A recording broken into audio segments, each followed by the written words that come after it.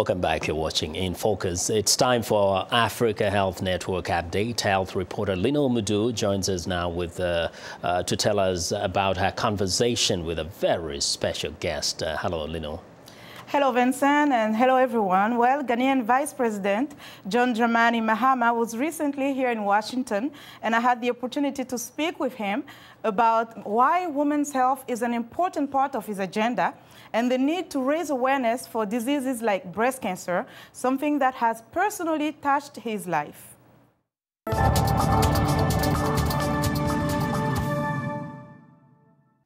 Mr. Mahama, thank you so much for your time. Women's health is something very important to you. As I was reading about you, why is it so important? Often, if you look at the role that women play in Africa, women are busy looking after us, looking after children, looking after adults, you know, that often they don't have enough time to pay attention to their own health issues. And so I think that it's important for men, you know, to empathize with women and, you know, really bring issues of women's health up. Women have a lot of reproductive issues. They have a biological role that nature gave them to bear children. And that comes with a lot of issues to do with health. They have issues with the breast. They have to breastfeed us as children. And so if they have any challenges in respect of health, for us men, what we can do is to be supportive and to, you know, help them, you know, overcome those challenges. And what type of support do you think that a man can bring to his wife or his sister or his mother to help her through that process of staying healthy? I think the most important issue is awareness. There are a lot of challenges that women are not aware of, or they're just too busy to pay attention to. And I think that for men, we should bring their awareness to it. One of the reasons why I'm conscious of this is my stepmother died of breast cancer.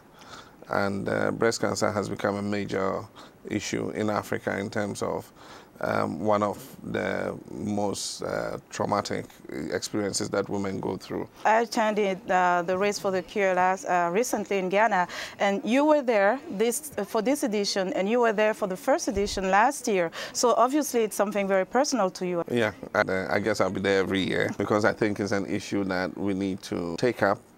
The thing about breast cancer is that a lot of those who die from it die because of ignorance. Most women don't recognize the signs. And so by the time they realize that there's a problem, it's developed to a stage where it becomes difficult to control. So I think that one of the things we should do is to create awareness. When I was in Ghana, and even when I traveled around Africa talking to women about these issues, a lot of women talk about misconception. Some people think it's a curse. Some people think it's anything but a pathology. So how do you see this issue being addressed in the Ghanaian society? We need to expand the awareness amongst women in all categories of society, mostly amongst rural women. They don't recognize the danger signs. And so if there's a lump in the breast, they don't think that it's anything that they should be concerned about. It is when they see a different manifestation of it in terms of a sore on the breast or something, by which case it has reached an advanced stage, they still might not go to the hospital.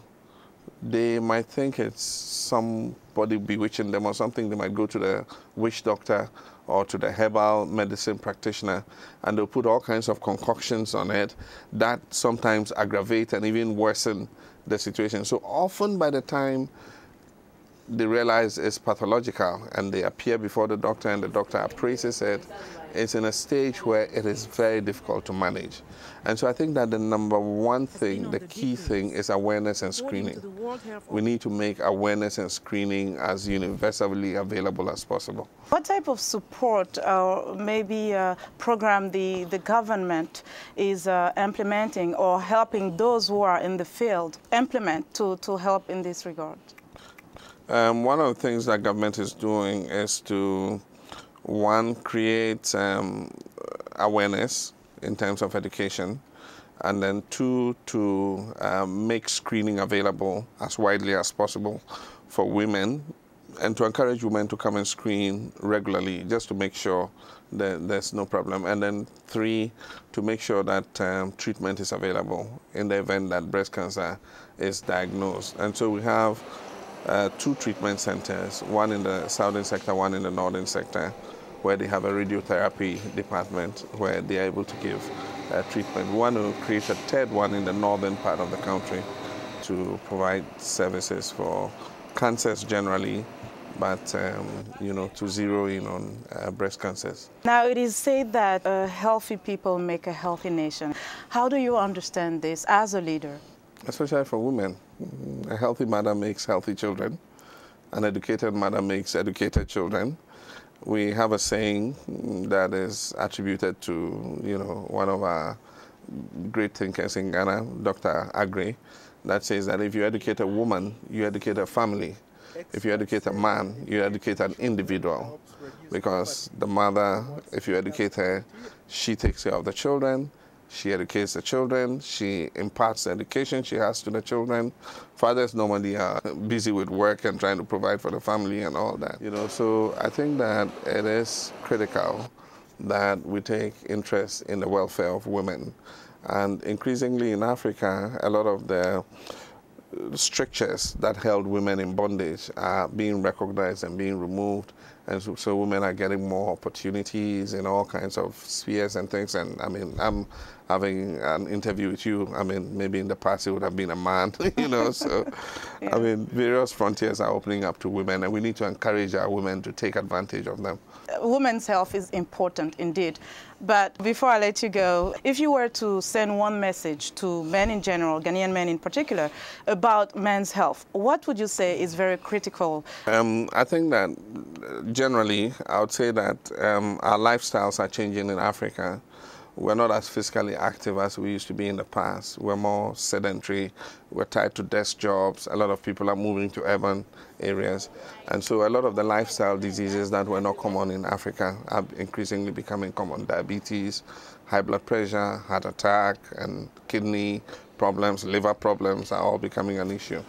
But when it comes to cancers, the 2 most common cancers are prostate cancer for men and breast cancer for women. My stepmother died of breast cancer. My dad died of prostate cancer. So for me, that is an issue to be conscious about.